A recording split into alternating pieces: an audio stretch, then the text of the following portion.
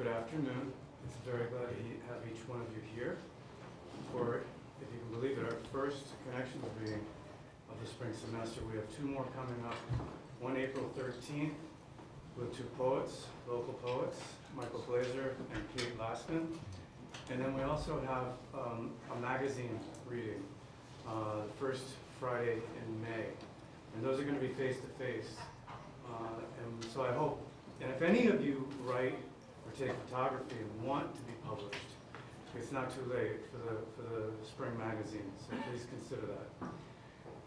It's my good pleasure to welcome Kwe Mai and Wayne Carlin back again. I forget when that was, a couple of years ago. About a year ago. We had a program over in Prince Frederick, and I was saying earlier, people are still talking about it. So I know you'll enjoy the conversation between Professor Carlin and Kwe Mai. Born and raised in Vietnam, Dr. Nguyen Phan Kwe Mai is the author of the international bestseller, The Mountains Sing, which has been honored with many awards, including the 2021 Penn Oakland Josephine Miles Literary Award, the 2020 Book Browse Best Debut Award, and runner-up for the Dayton Literary Peace Prize. She has published 12 books of poetry, fiction, and nonfiction in Vietnamese and English. Her writing has been translated into 20 languages. Her new novel, Dust Child, published on March 14th, has been selected as a best book of 2023 by Reader's Digest and Cosmopolitan, a best book of March Spring 2023 by the Los Angeles Times, Amazon, Library Journal, the Chicago Review of Books, Ms. Magazine, Bookpage, and Apple Books. It has also been voted by booksellers around the country as an Indie Next Great Read. She advocates for rights of disadvantaged groups in Vietnam and has been chosen by Forbes Vietnam as one of the 20 most inspiring Vietnamese women of 2021. So welcome back. Thank you. 2022 and 2023 also. So you're really lucky to be here. All right. Wayne Carlin, beyond being a colleague and a very good friend of mine, he taught CSM for 30 years before retiring, and he's published 8 novels and 3 works of nonfiction. Carlin has received 2 fellowships from the National Endowment for the Arts, the Patterson Prize in Fiction, the Vietnam Veterans of American Excellence in Arts Award, and the Jupiter Prize for Fiction. A collection of his short stories, Memorial Days, will be published this upcoming Memorial Day. Welcome to you both. So before we begin our discussion, first of all, thank you all for being here. And thank you to Neil and Rodney and Dave and all my colleagues. But before we begin the actual discussion, I'm going to ask Kwe Mai to read one of her poems, both in English and in Vietnamese, so that you can hear the Vietnamese. It's really a lovely language to listen to, if you haven't heard it before. So please. Thank you so much for being here today. It's a beautiful spring day and you look like cherry blossoms. This morning my niece Phương is here and she and I went for a run and I told her I want to stay here, I want to move here because it's so beautiful and peaceful. But I really like to thank Professor Wayne Carlin for the honor of a conversation with him today, and to Professor Neil Dreyer for introducing us, and for all of you for being here, and to many people who have helped with this event. Today is Veterans Day, and I would like to read a poem for veterans. Yesterday I was in Washington, D.C., and I went to the Vietnam Veterans Memorial, and I ran my hand on the black wall, and I could feel the heat from the names. And my heart hurt so much for all the young men and young women who had to lose their life to the furnace of war. And I still don't know why we still keep waging wars onto each other, and there's still so many wars going on. And as I speak now, the war is going on in Ukraine. The people there don't have heating, don't have electricity, they have to fight for survival. So how lucky we are to be here under blue sky, under the cherry blossoms. My heart hurts for the families who've lost their family members and haven't been able to find them. I wrote this poem years ago for the for hundreds of thousands of Vietnamese who haven't returned home.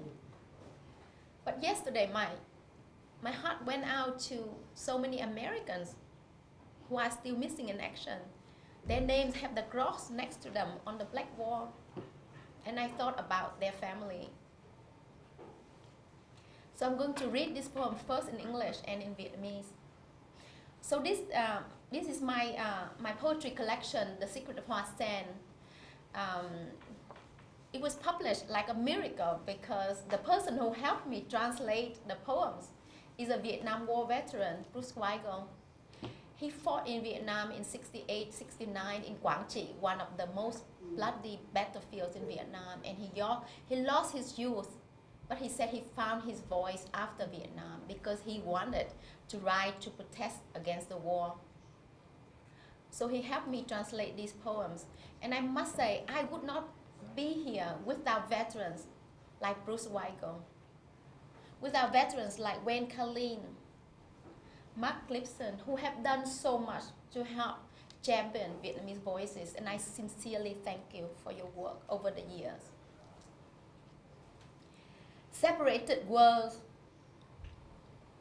Graves of unknown soldiers whiten the sky. Children looking for their fathers' graves whiten the earth. Rain down onto both of them. Children who haven't known their fathers' faces. Fathers who live the lives of wandering souls. Their shouts to each other buried deep in their chest. Yet through more than 30 years, the shouts stay alive. Tonight, I hear their footsteps coming from two separate worlds, the hurried, trampling footsteps, finding each other in the dark, the footsteps sucked dried of blood, lost through millions of miles, lost through thousands of centuries.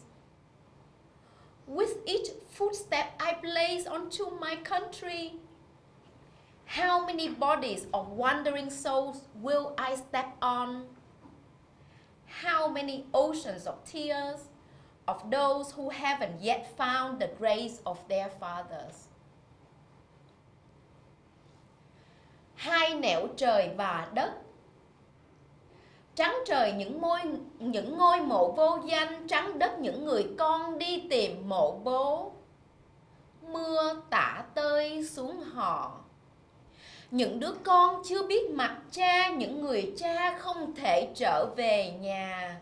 Tiếng gọi con còn chôn sâu trong ngực, tiếng gọi cha hơn 30 năm thao thức. Đêm nay tôi nghe tiếng chân cha và con từ hai nẻo trời và đất. Những bước chân rần rật lần tìm về nhau, những bước chân cạn máu lạc nhau qua triệu dặm đường, lạc nhau qua nghìn thế kỷ. Mỗi bàn chân tôi đặt lên đất nước, đang đặt lên bao nhiêu thân thể lạnh khói hương trong lòng đất. Dẫm lên bao nhiêu biển nước mắt của những đứa con chưa tìm được mộ cha mình. Thank you so much.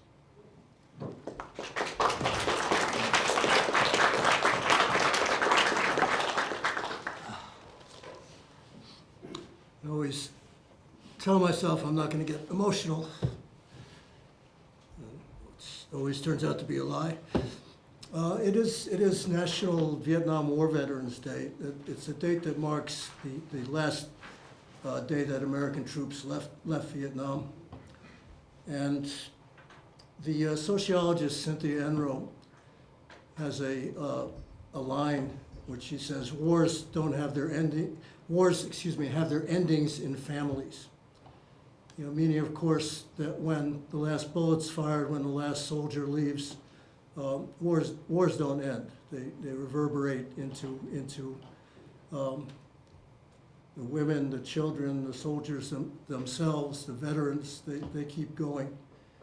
In Dust Child, in your novel, you deal with three aspects of the losses of the war, you know, out of many.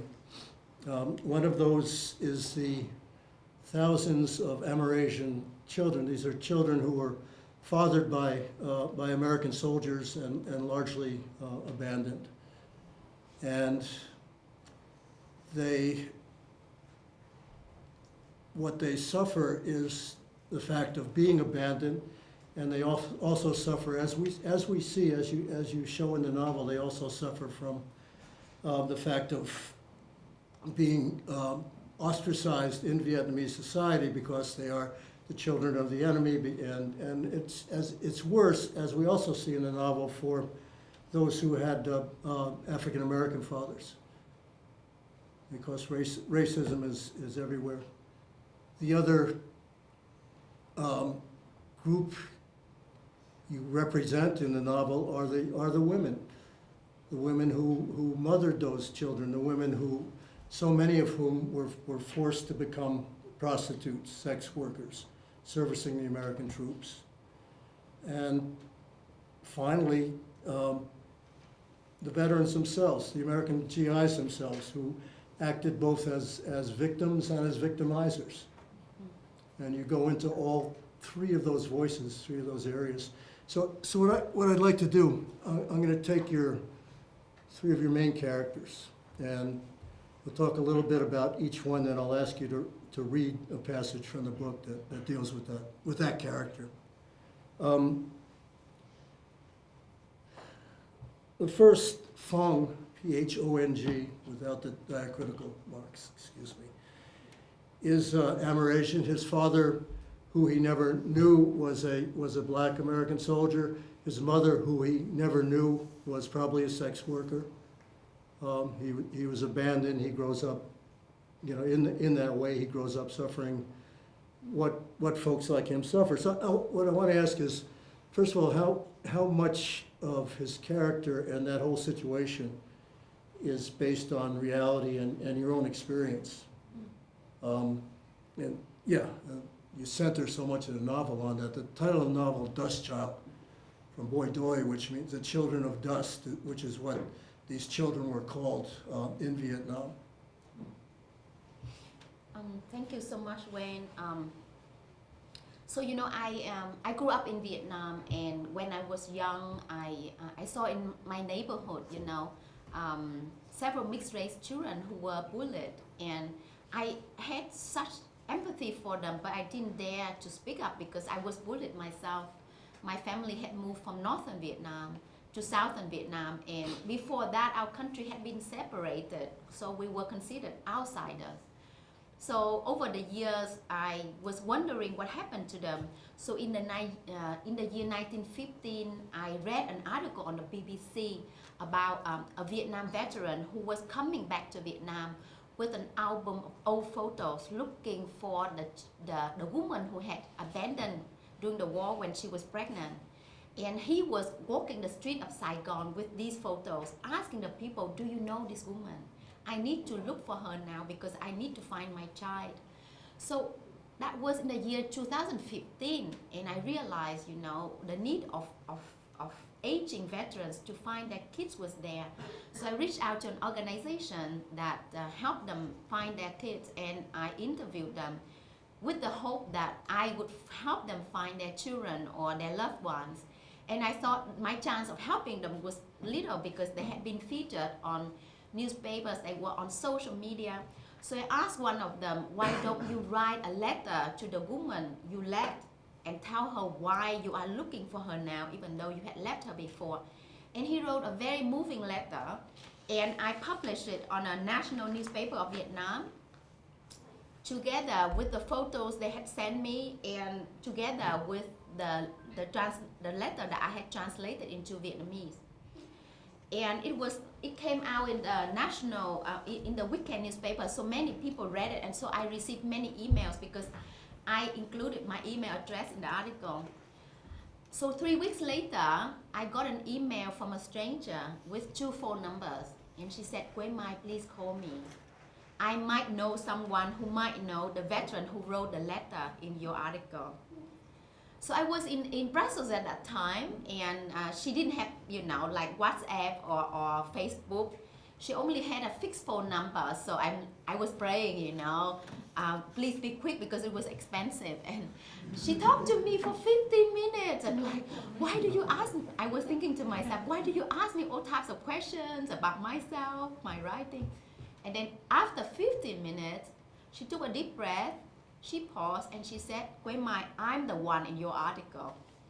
And then she said, she is this woman here. And she told me so many details of her life story that matched, with the details that the veteran had told me. So I knew she was the one. And she still kept the same picture.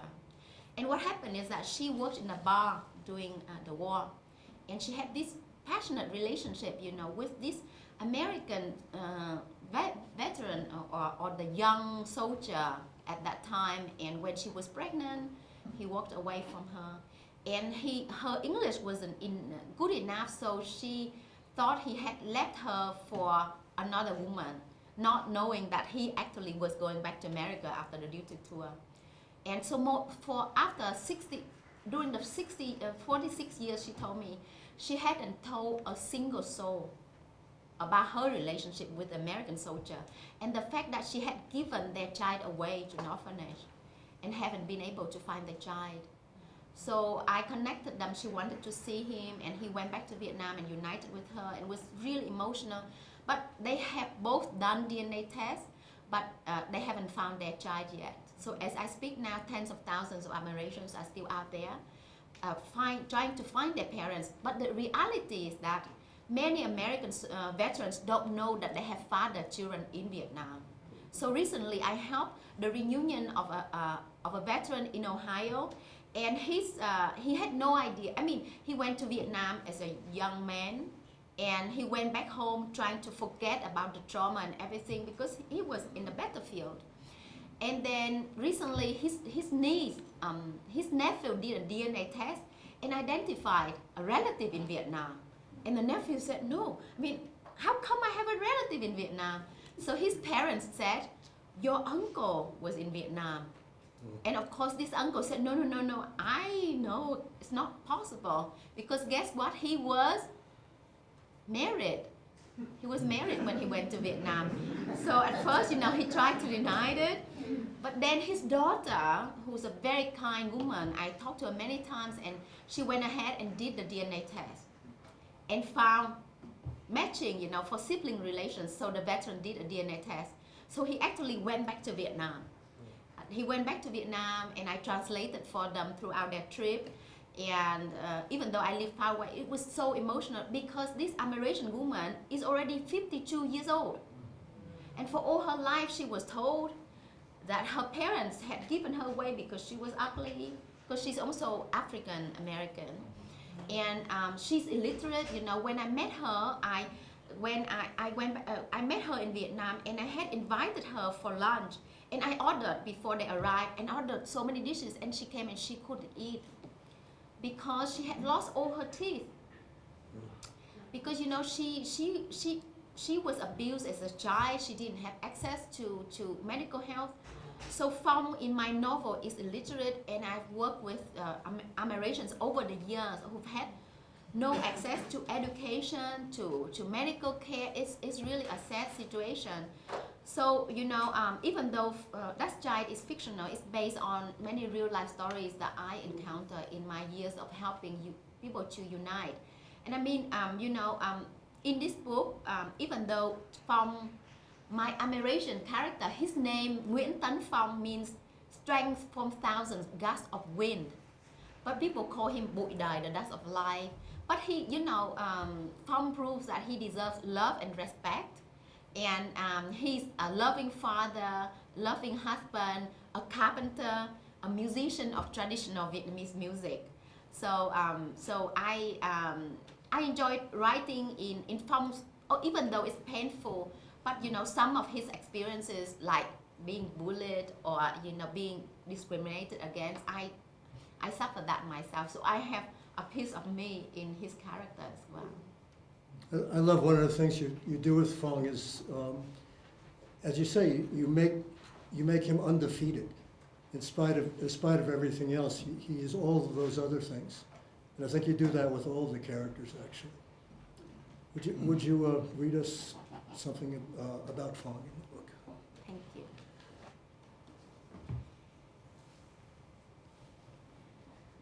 So I grew up in Bạc Liêu, a province in southern Vietnam. So I had to bring Bạc Liêu into this book. And Bạc Liêu is actually the cradle of cải lương music. So this is a part of my childhood too. Bạc Liêu, Phong's new home, was the cradle of cải lương music, Vietnamese folk opera. It was where the master musician Cao Văn Lầu composed his many well-known songs. Phong fell in love with the music because it mirrored life. In each song, he saw the struggles and courage of ordinary working people. He realized that he needed music as much as food and air. He started going to cải lương plays in order to lose himself in the music and performances of traveling troops. He heard Sister Nhã's cries and laughter in the voices of the guitar with its caved fretboard, the moon lute, the pear-shaped flute, the two-string fiddle, the 16-string zither, and the monochord. During his first year in Bạc Liêu, he learned much of Cao Văn Lầu music by heart and started to play the đàn sen, the two-string plucked instrument. One day, after attending the cải lương play Phạm Công Cúc Hoa with his Khmer friends, Phong stayed back with them at the Bạc Liêu Park. The night was dark, dimly lit by a street light. He was on the grass playing his đàn sen when a girl, sitting close in another group of friends, responded with her singing. Her friends sang too, but the girl's response stirred something deep inside of Phong. In her voice, he could see the rice plants bloom their first flowers, the storks stretching their wings, riding on a sunset, a school of fish dashing through a gushing stream. She breathed hope and life into an ordinary song. You see, so normally, Vietnam, when it appears in Western literature, too often is represented as the war in many cases. So I wanted to show Vietnam as a country with more than 4,000 years of history, with a country rich in literary and musical traditions. And because I was talking about cải lương, and that people compose cải lương, in everyday situations. So I actually wrote a song, a cải lương song for you. Would you like to hear it? Yes. So I don't know if I can sing it because I hope that I can remember it. And normally I don't sing in front of Vietnamese because they know that I'm not a good singer. And here we have Professor Hồng Nguyễn here. He's like closing his ears. But I'm going to try. And the tradition of cải lương is that you have to clap after the first two sentences. So I will give you a signal. So you have to clap, even though I'm a bad singer. Okay. Okay. Bạn đọc ơi, hôm nay các bạn đã về đây đoàn tụ. Nhìn những gương mặt thân yêu tôi như thấy mình mắc nợ ân tình. Từ thuở còn thơ tôi vẫn tự nhủ mình rằng một ngày tôi sẽ viết những câu chuyện về quê hương xứ sở. Trong đó có những người như bạn như tôi, họ cũng thênh thang thăm thầm những nụ cười, rồi rơi nước mắt trước tận cùng đau khổ. Bạn đọc ơi, suốt đời tôi mắc nợ những ân tình tôi mãi mãi khắc ghi. Okay, do you understand what I just sang? You approve it? Thank you. Now Professor- Wayne's gonna sing. Yes, so he has to sing a song after this. But so this is a rough translation of the song. Oh, my reader, today you gather. Looking at your compassionate faces, I see light, and that I owe you oceans of that. From my childhood, I told myself, one day I would write stories about my homeland, in which characters are just like you and me. Their lives can be filled with laughter, yet sorrow will also bring them tears. Oh, my beloved readers, I owe you until the end of my life. Your compassion, I carry with you always. I carry with me always. Thank you. So that's the real translation of the song. I didn't make it up. And no, I will not sing. You have to. No way. So one of your other main characters is an American. He's a helicopter pilot during the war, young man, comes back, what is it, 2016 or 2016? Yes. Comes back to Vietnam with his wife. But he begins a search for the woman that he was with during the war and the child that he knows that she had. He left her when she was pregnant. So I was going to ask you something about the reality of that situation, but you kind of answered that. So what I'd like to ask is, why did you think it was important to write that from an American point of view? Because the character of Dan is written as the character of Dan from an American point of view, which is remarkable. So how difficult was that for you, and why did you think that was important to do? You know, with each of my writing projects, I want to do something different.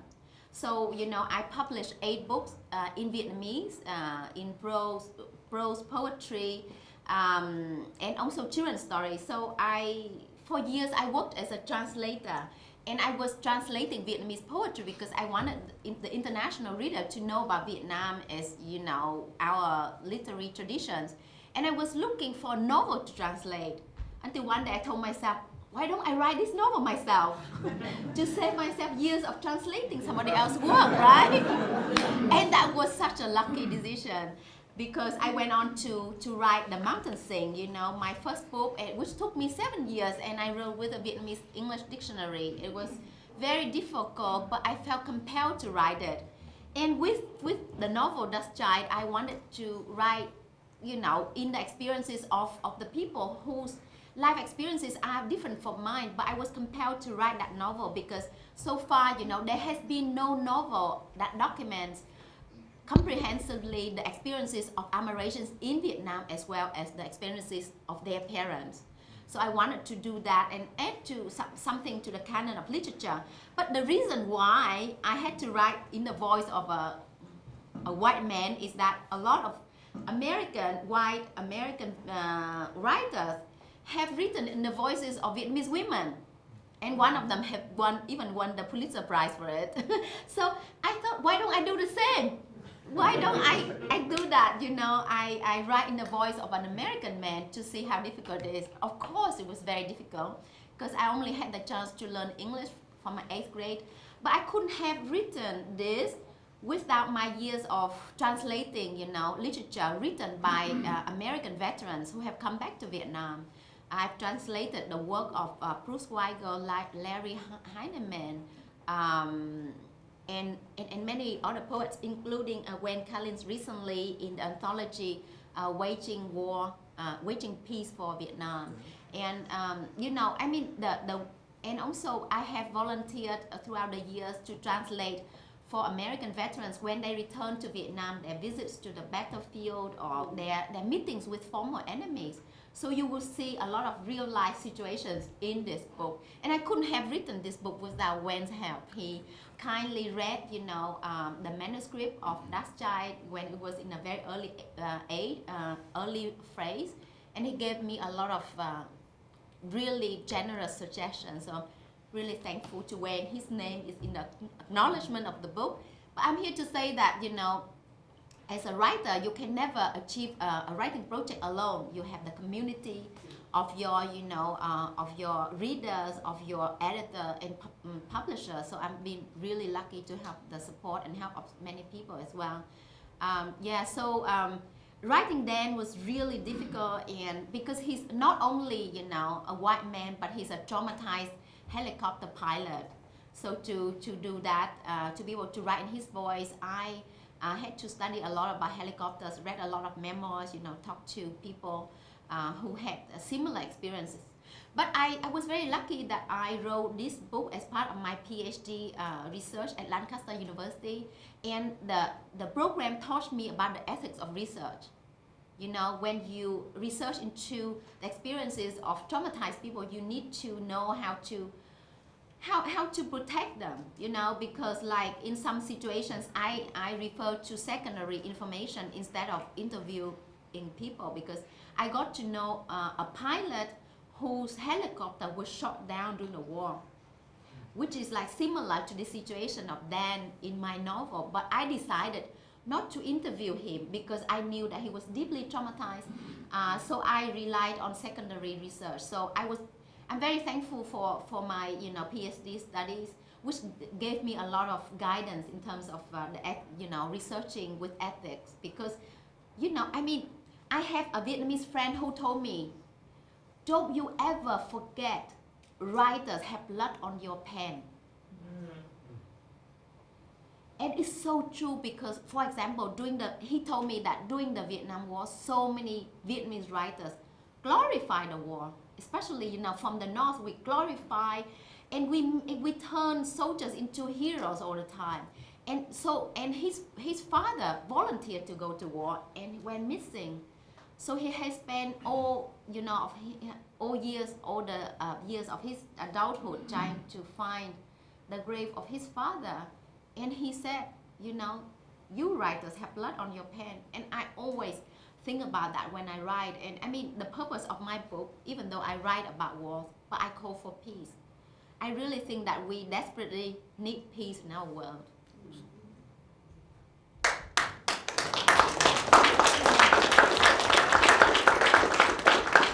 And you asked me to read a little bit about Let's read a Dan. little about Dan, yeah.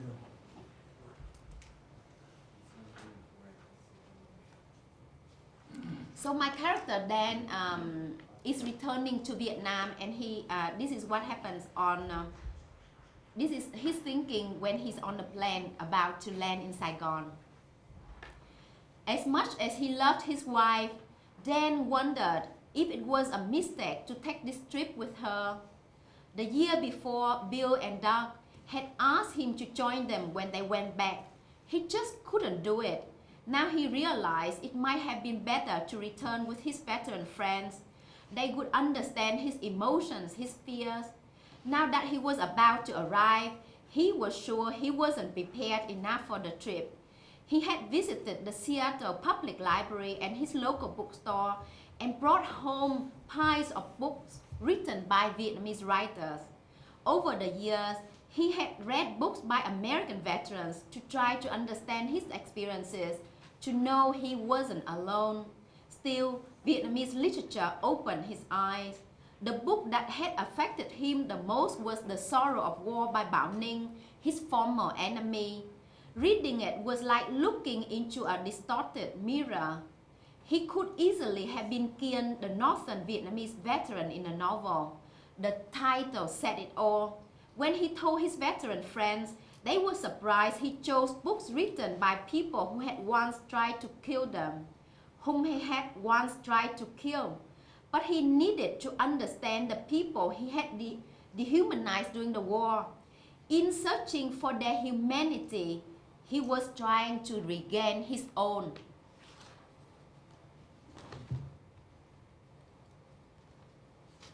How naive he had been about the war. In fact, he had known nothing about Vietnam when he signed up for the service. He had imagined the country as an exotic place, although it was 1968 and the anti-war movement had already started. He had been too distracted with problems at home to pay attention, and secretly he dreamed about being a hero. Heroes were born out of wars, and there he was, feeling proud he could join one of the most powerful armies in the world to rescue the pitiful Vietnamese from the savage communists. But his reading later about Vietnam taught him that the Vietnamese didn't need pity. They had fought courageously for independence against the Chinese, the Mongolians, the French, the Japanese. It had taken him years of such reading to understand that he had been sent to Vietnam to save it from the Vietnamese, and saving the Vietnamese meant killing them by the millions. Learning all of this made him angry, made him drink, but it also made him nod at the truth his reading kept revealing. There was one book that made him scream in outrage and throw it against the wall, the one by Robert McNamara. He still remembered the 11 reasons the former Secretary of Defense gave for America failing in Vietnam, among them our profound ignorance of the history, culture, and politics of the people. Not just ignorant, they had been arrogant and racist. General Westmoreland, former commander of US forces in Vietnam, had said, "The Oriental doesn't put the same high price on the life as does a Westerner. Life is plentiful. Life is cheap in the Orient." Dan shook his head. If Westmoreland had met Kim, Dan's girlfriend, what would he say to Kim's love for life and the many things she had done for her family? Would he be able to look Kim in the eyes and tell her that life was cheap for the Vietnamese? So, I was shocked when I saw a documentary with Westmoreland in it. So in reality, he's the former general, of the US forces in Vietnam. Yeah, and he did say in a documentary, and he repeated it, that life is cheap in the Orient.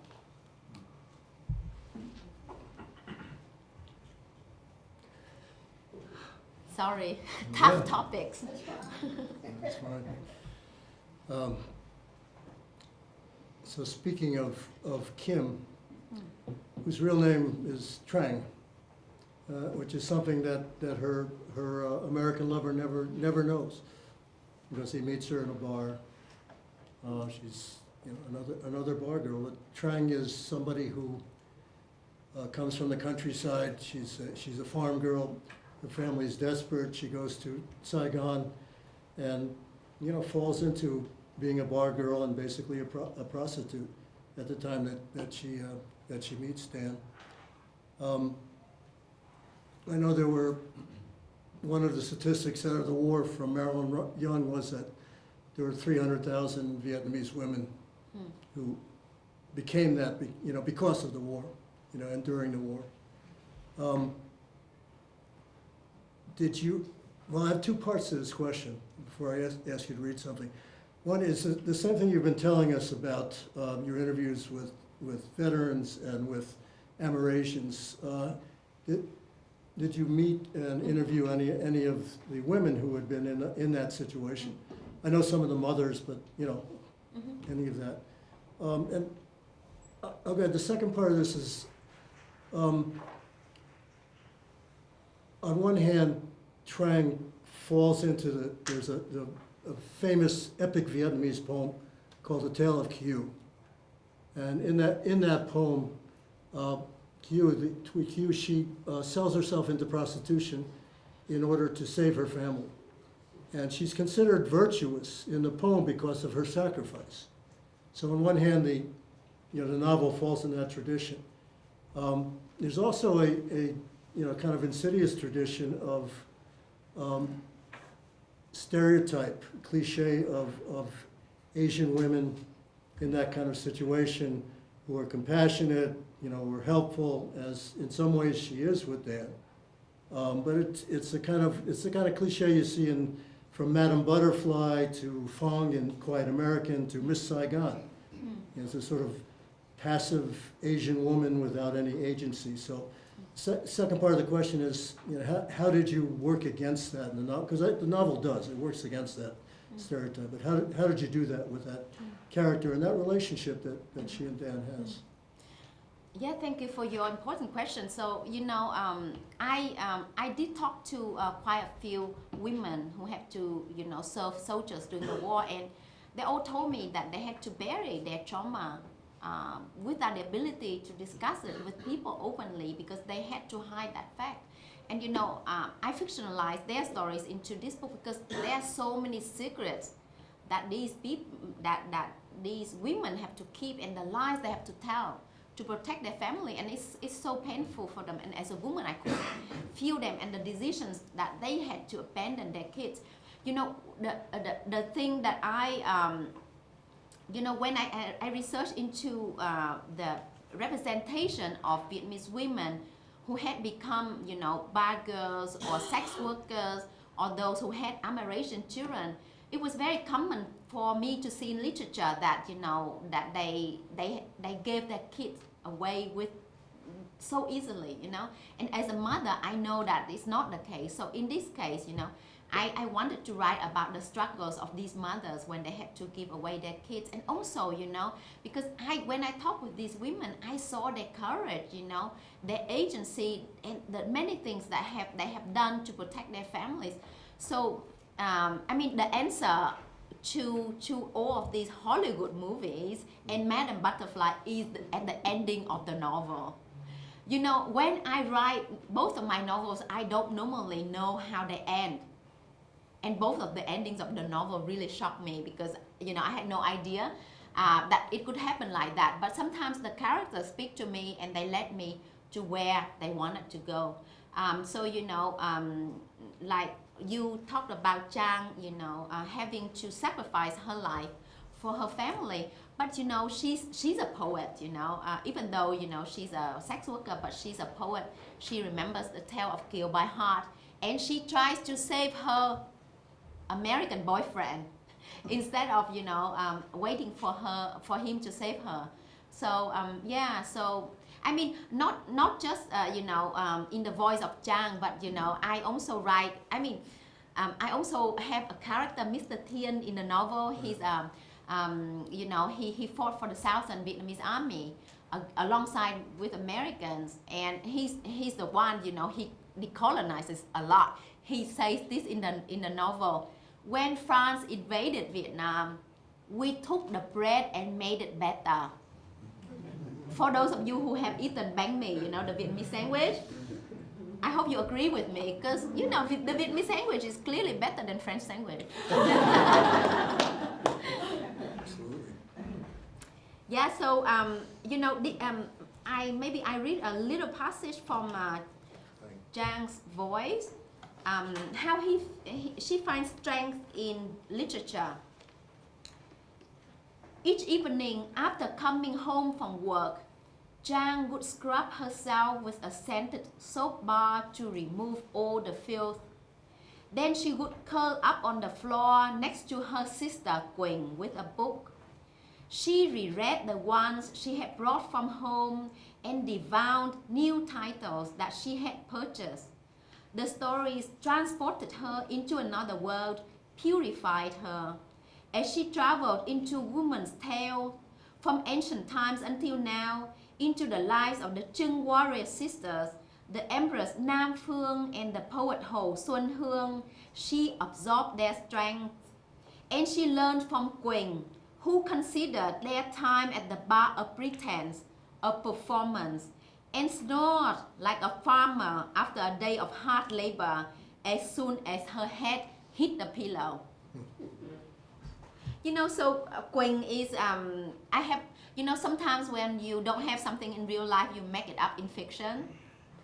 So this is what happened with the mountain thing, you know, I made up a fictional character of my grandmother. And sometimes, a lot of the time, I see messages from readers who say, I love your grandmother so much. I feel so guilty when I said, I'm sorry, she's not real. But in a way, she's real. She's like, she embraces. She's real now. Yeah. She's real now. She's real now thanks to my readers. But you know, a lot of readers who read this book say, oh, I love the sisters. You know, you must have a wonderful sister. I said, sorry, I don't have a sister. So that's why I had to write about a sister, make up a sister for this book. So we're going to, thank you very much. Let's give it. So I'd like to leave time for some question and answers, and at the end of that, the book's for sale outside, and Quỳnh and I would be glad to sign copies, I'm sure. Yeah. Okay. I just wanted to point out that there's like 5 Q&A questions on the Zoom. Oh. Oh, good. Oh, hello to all the people who join us in the Zoom. Sorry, I didn't say hello before. Thank you for the questions. Oh, yeah, 5 questions? Let's start with the live audience, and maybe we can go back and forth. Yeah. You mentioned, as a writer, you mentioned early on, you know, finding a part of yourself in a character. I wonder, as a writer, how important is that? You've spoken a couple of times about your relationships with your characters, them leading you and showing you where to go. I wonder if you could just talk a little bit more to that, as far as your, you know, your process or your craft as a writer. So finding herself in her characters? Yeah. I'm just repeating because Oh. well, I noticed a lot of time on the, when we did the Zoom before, that the questions from the audience couldn't be heard that well. So if I'm repeating your questions, it's okay. Thank you so much for being here. This is the dean of the department. So thank you so much for having me here and for being here and asking questions. It's a great honor. So you know, yeah. So my research process for each of these books is very long. So it took me 7 years to write each of these books. And I did so much research that sometimes I was really overwhelmed, because I have piles and piles of information, of articles, of real life interview, of statistics that I gathered. And the most important method of research for me is doing the field work, being out there to talk to people, you know, face to face. I mean, I used to be a filmmaker, and a film director told me, you can't make a good film unless your hands tremble behind the camera. And I feel like I can't write a good book unless my hand trembles with emotions. And I wrote, you know, these books with with the tears and laughter of the people who told me their real life stories. So I carried that with me, and carry also the honor that they had shared with me, you know, their real life stories. But somehow, as a novelist, you have to overcome that information overload, you know, so that you can fly. Otherwise, you can be pinned down by the weight of the information. So, you know, at one point, I decided that a job of a novelist is to plant a tree. And the more research that we do, the richer the garden on which we will plant the tree. And with our creative technique, we will create the trunks and the leaves for our tree. But finally, it's up to the readers who make the tree blossom. So without you interacting with the book, you know, my novel would be dead.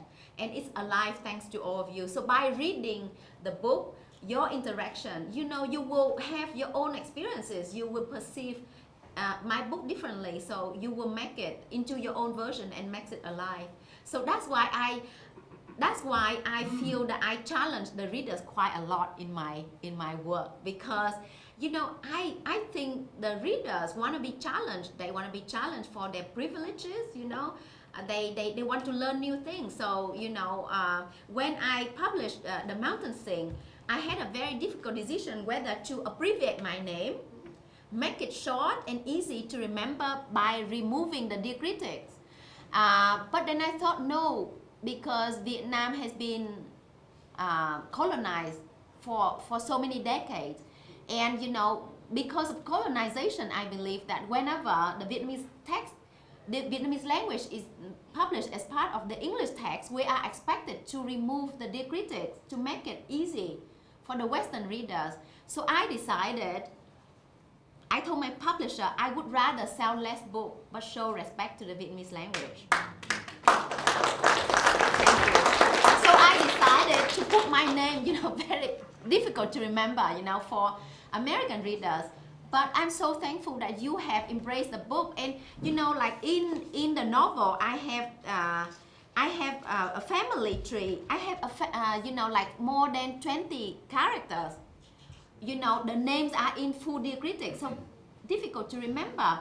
But, you know, I wanted to invite the reader into the Vietnamese culture, you know, and show you the color and complexity of our language. Because without the diacritics, you misspell our words, our names. For example, one of my names, Quế. Can you say Quế? Quế. Quế.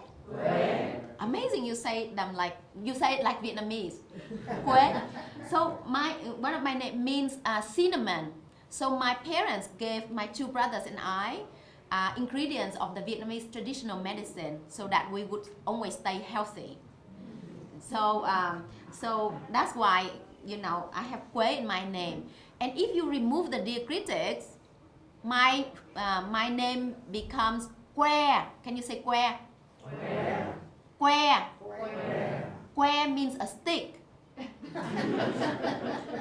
So from cinnamon, I become stick. You see, but we have different diacritics as well. Like without the sac, there's this Que. Que. Que means countryside. And if you don't have the head, you have Que. Que means chicken. So I will become a chicken or a stick. So that's why diacritics are so important. A number of times. So if you write email to me, just copy it. Just copy my name because on the keyboard there's. Sorry, next question. Yes. Backpacking off of his question, you said that whenever you write, you feel your characters as they become a part of you. Is there a moment as you're writing this story where your character's vision of how the story portrays kind of took over your writing process? Actually, it happens all the time, and that's the joy of creative writing. Because you are being creative, you know, you're not bound by boundaries or expectations. You have to free yourself. And that's the best thing I learned from my creative writing teacher at Lancaster University, Sarah Mylan, who's a brilliant journalist. And she told me, don't underestimate the power of your inner mind. You are not aware of the power of your inner mind, but it's working and it's so powerful, so you have to learn to trust it. So each day, you know, that's why I create a lot of suspense in my novels. And one of my readers actually, she said, I don't like you. Because she said, you made me stay up at night, you know, and I wanted to sleep, but I had to stay up at night and finish the novel. And I'm so sorry for that. But I had to create suspense because I don't know what will happen next. So I think as a writer, you can surprise the readers more if you can surprise yourself. And I want to enjoy my job, you know, so that's why I create a lot of suspense, a lot of complicated timeline, because I know what is going, I have to find out what's going to happen next. Yeah, so a lot of times the characters do let me lead me forward, and I hear them speaking to me. Also piggybacking on his question, you know, you talk about emotion very well, how sometimes you use emotion to write the book. But with interviewing and having reviews, there's so many emotions I can tell that goes into it. how can you choose which emotion while you're writing your characters to show more? Can I go ahead and repeat that in case it's, Yeah, thank you. so the question was, how do you, in showing emotion, how do you choose which emotion to show the character? Am I reflecting? Okay. Oh, this is such a good question. And I think, being Vietnamese, we are very emotional and we're very expressive in our creative writing. Our songs are normally very sad. Like we call it all the love songs. And we have one of our famous poets said this: tình chỉ đẹp khi còn dang dở. Love stories are only beautiful if they have sad ending. Love stories only are beautiful Same when with when fairy they are not when they don't have happy endings. They have sad endings. So so all our beautiful love songs have really sad. So there's a lot of sadness and tears in our literature. So when I started writing, actually, and I got the feedback from editors like, your stories are just too sad, like too many tears. And what's the word? Dramatic? What's the word? Too melodramatic. Yes. Melodramatic. So I got a lot of that. So I think, with creative writing, you have to learn. So I had to learn to control my emotions, and not to let the character, weep all the time or something like that. So it's through the training that you choose what kind of emotions to portray, because like you don't want to exhaust your readers. You need to build the momentum so that there are moments in the book that they cry. And my editor told me, your purpose as a reader is to make readers cry at least once in your book. If you don't make them cry, then you fail. That seems ridiculous, right? But when readers cry, they are emotionally invested in a book, and that's what you want. You want your characters you want your reader to care about your characters. And I mean, a way of caring is that you want to show them as dynamic. I learned from one of my craft books is to show the transformation of the characters. And that's one of the best things I have learned as a writer. When you develop characters, shows their growth in their emotions and how they are transformed by the experiences. Thank you. Sorry, my answers are always too long. Me? Okay. Hi. I was just kind of curious about your writing process, since you're going back and forth between so many different perspectives. Did you kind of flesh out each character and each story in the beginning? I don't know how to word it. Did you go back and forth when writing the chapters, or did you kind of write each story for each character and then mash them together, or did you go okay, these two characters, I'm writing this chapter, and then just kind of sort out the next chapter with a whole new set of characters and just go back and forth each time?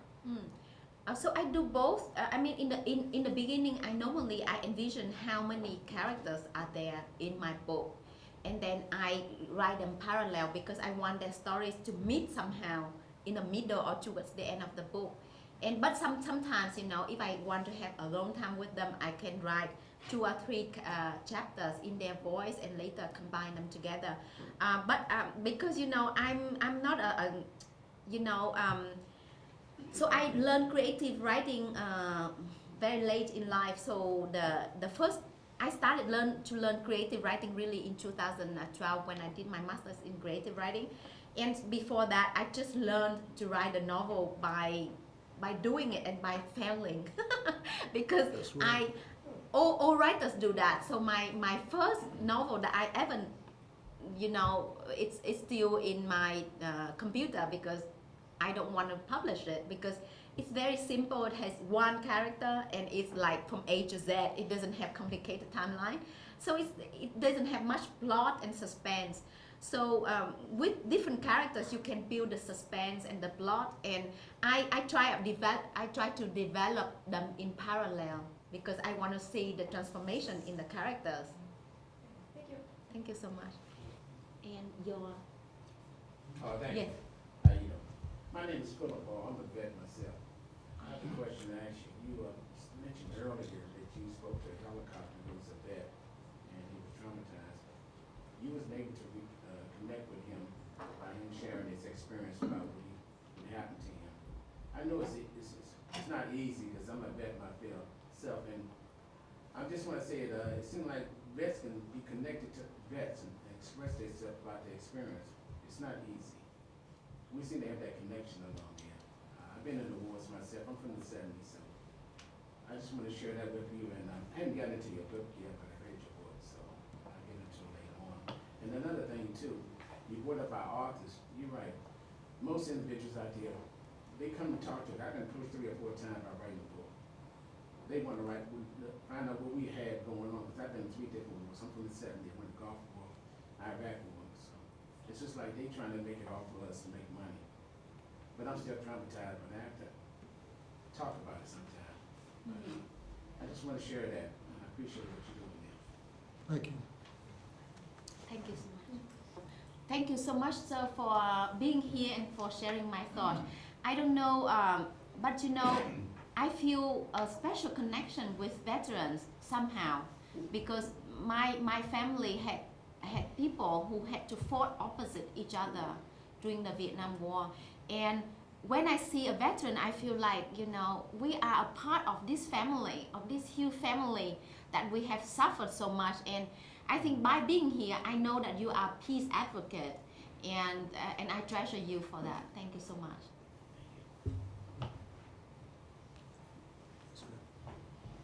Thank you for your service, first of all. My parents, my mother and father, my mother was in the Navy, my dad was retired Navy. My husband and I are both Army veterans. We've had uncles who served in the Vietnam War, so we're all over the place. The first thing that I really enjoy, I'm loving your book. I was at the point now where I wrote in the margins, is Chang Kim? So thank you for confirming that for me today. So I appreciate you letting the cat out back. I'm reading the book. I'm one of the challenged readers. I'm loving the book. I appreciate how you let us know, first of all, letting us into your culture, but how you let us know that there were atrocities committed on both sides. So I appreciate that. I was looking for that. I see in our discussion, we're saying how the American men left the pregnant women, but our language for the women, the Hollywood bar workers, is that they were forced to. And so I'm wondering, is that something that you did on purpose, so that we can have the heart of those women who were forced to work in the bars? And the other question is, were the American, and that's where my challenge is, the American soldiers, did they leave of their own will, or did they have to go back because their tour of duty was up? Do you want to repeat the question? Yeah, so Sorry, I'm long like you. Yeah. So the question is about the Vietnamese women. If some of them, you know, work in a bar as their choice, and also the veterans or the soldiers, did some of them also, you know, the circumstances of the veterans leaving the women behind. So in the book, I have a passage when I talked about the bar girls and the multiple different stories. Some of them actually wanted to work in the bars because it gave them freedom. Because, you know, one of them said, and this is based on a research done by an academic who interviewed a lot of women who worked, you know, in bars during the war in Vietnam. And some of them said they were from the countryside, and they were considered by their family as you know, servers in the house. They had to cook, they had to clean. And when they went to Saigon, they brought money home, and the family considered them, oh, you know, they can make money, so they had power. But of course, these women, they had to lie to their family that they were having office jobs. Because, you know, being with American soldiers at that time, they were called all types of of names like Mammy, American prostitutes, even though if they were not sex workers, they would be still called American prostitutes. So most of them could hide their real job and lie about their being bar girl. And for American veterans, I know many of them who actually were separated from their loved ones because of the circumstances of the war. Because at that time, to be able to bring the women and children back to the US, they had to be married. And and paperwork couldn't be done so easily. So some of them had to leave first, go to the US, and then they could not stay in touch. With their women and children. And I've been in contact with this veteran who has been looking for his girlfriend and child for so many years, and he wanted to bring them along. But he went back towards the end of the war, and then they could not keep in contact anymore. So it's very painful for a lot of veterans, who decided to keep their families together but couldn't manage. Thank you for handling that so gracefully. Thank you. Thank you. My name is Dan, and I am the witness of the Vietnamese War. At that time, when the war ended, I'm only 30 years old. So, sorry that I disagree with Mai about the concept of prostitution. Vietnamese culture is very strict about it. You know that. So with me, I believe no girl would like to become a prostitute. But because the condition, because in the war, they cannot cultivate the farm, they cannot do the business, so they're very poor. So that reason forced them to become prostitutes, but nobody liked it, honestly. Even everywhere in the world, even some students in this country become a prostitute because they don't have money for tuition. Become prostitute, but nobody has. By the way, give me about 10 minutes. I just have some question in your lecture. Oh, sorry. First of all, can I respond to your comment? So I was talking about women who worked in bars, not sex workers. So in my novel, I did, in my author's note, I did mention that there were hundreds of thousands of women who worked in bars, but not all of them sex workers. So in the real life research that has been done, and in my response to the audience question, I was talking about some women choosing to work in bars that serve American soldiers. So some of them were just serving drinks to the soldiers. So I was not talking about sex workers. Right. So my second idea about it. You said that yesterday you went to the Vietnam Memorial Monument, and you wonder that why too much American died.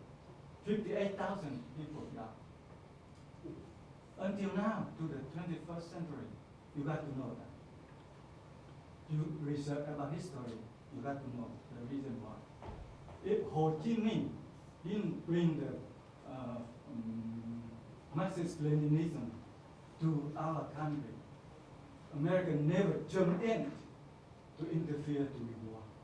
You have to see that. Because 58,000 people passed away or sacrificed because they would like to stop the communist spread from the north to the south. You have to know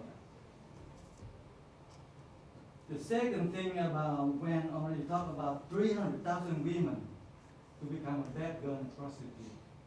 Even when I came here, almost 40 years ago, I read on the Time magazine, they said almost American young people, students, take cocaine.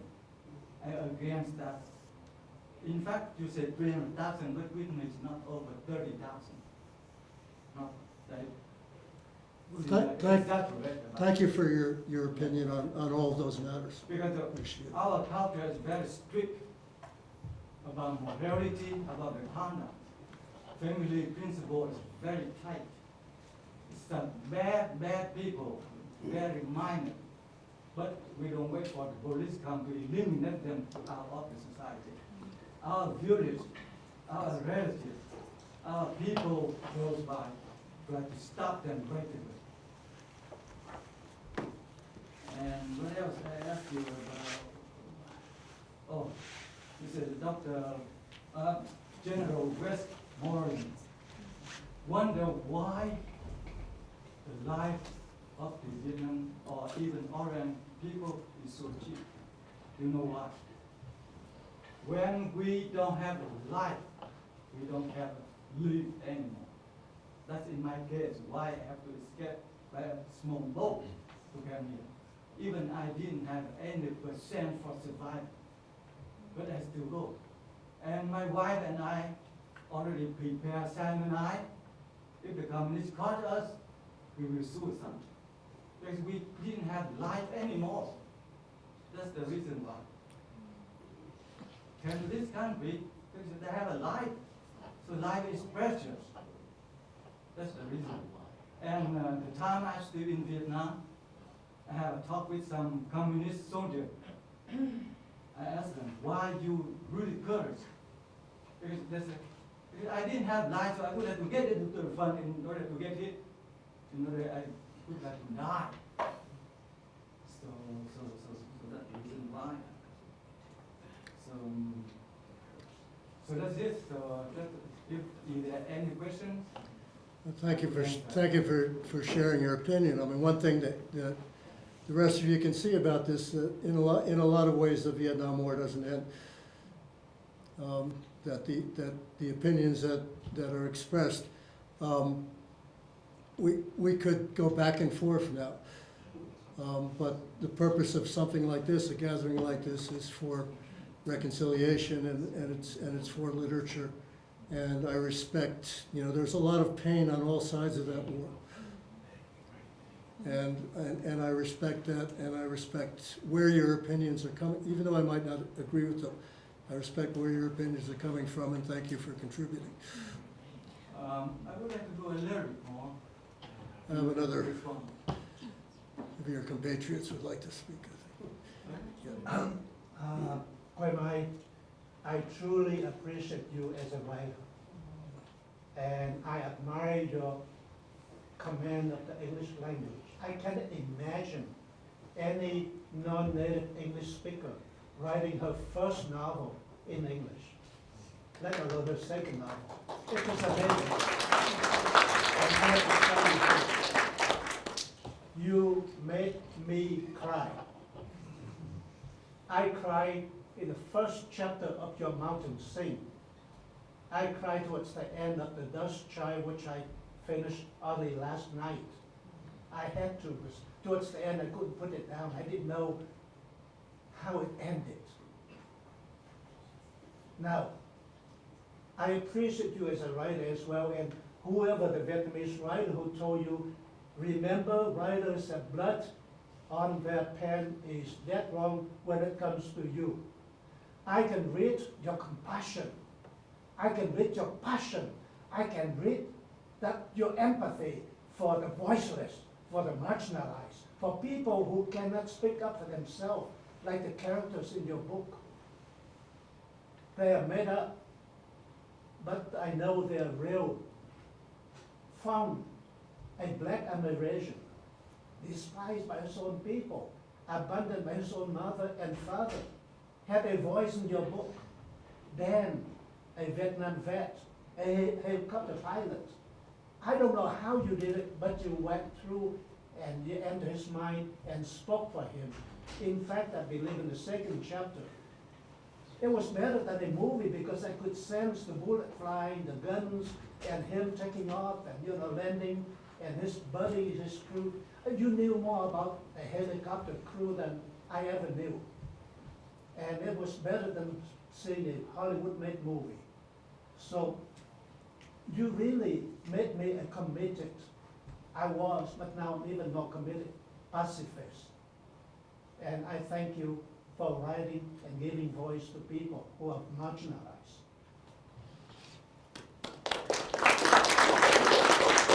And like Professor Collins said, in both your books, you can see right through there is no winner in war. We must let go. We must make peace. And you said earlier, peace is the most important thing. Thank you.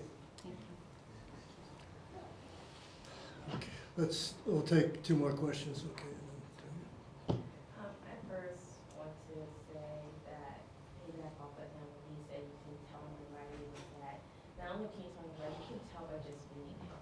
You know, it's a big, huge thing when you read someone that has so much passion, and you meet someone, and the way they talk, and the way they speak, they show that same compassion. So you match what you write, you can tell that's why you have so much emotion in your book, because you show it through yourself. And my question for you is you say for your first book, when you wrote it, you didn't publish it because it only had one character and didn't have any plot. But what advice do you have for people who want to start writing, who wants to start publishing their first book? And what can you tell them, like, what's the right place for them to start? Thank you. I think the question is the advice for writers where to start, right? During the first phase of your writing journey. My advice would be write stories that make you sleepless, that compel you to write, that you have no choice but to write. Because, you know, you are the only you, and you have unique experiences, and you have a unique voice. So I wish you the best of luck, and I look forward to your book one day. Thank you. I'll add to that, my advice would be to read. Yeah. Read as much as possible, read the people that you like, and ask yourself how they do what you like. And we'll take one more, okay? Earlier in the presentation, you said that you, above all, are an advocate for peace.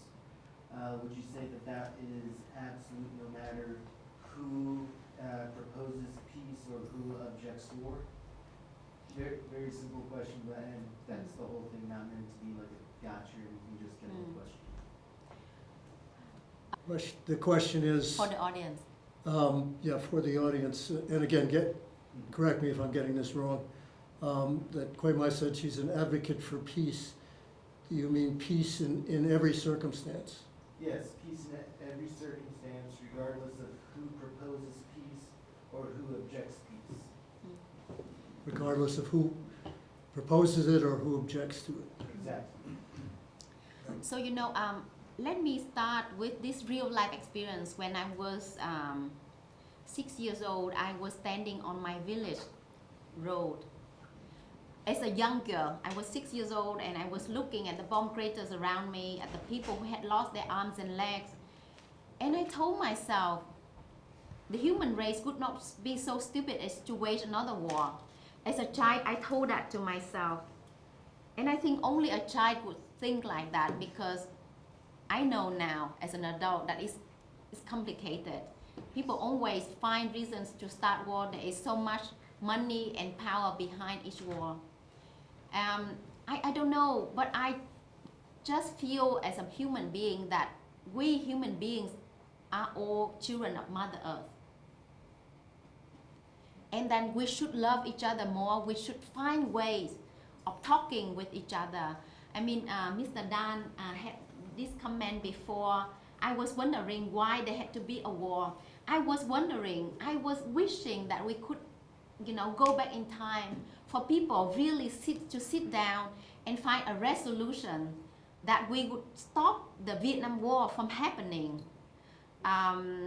Maybe it's not impossible, but I would have loved to see more dialogue, more sitting down, more people to see each other in their full human capacity, that we all equal, and that regardless of our political beliefs or values, you know, everyone deserves a chance to be heard, you know, and so it's, yeah, I just wish for more dialogues and more reading and more discussions, you know, and more coming to peaceful conclusions rather than using wars and armed conflicts, because I think when war starts, nobody wins, you know. The Vietnamese poet Nguyễn Duy said, nói cho cùng trong mỗi cuộc chiến tranh, phe nào thắng thì nhân dân đều bại. In the end of each and every war, whoever wins, the people always lose. Thank you so much. Thank you, everybody, for coming and for your questions and for being a very attentive audience. Quay Mai will sign books outside now, and thanks for coming.